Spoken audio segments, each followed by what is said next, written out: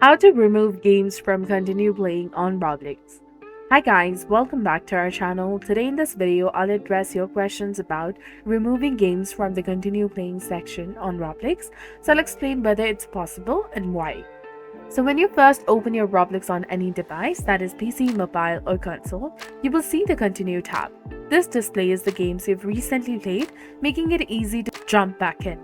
However, you cannot remove individual games from the list. If you hover over a game, you only see the play button.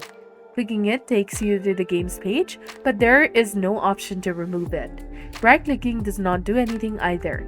So even when viewing your full game history, that is see all, there is still no remove option, whether you're on the Roblox launcher or the website. So currently, Roblox does not allow you to manually remove games from the continue playing list on any platform.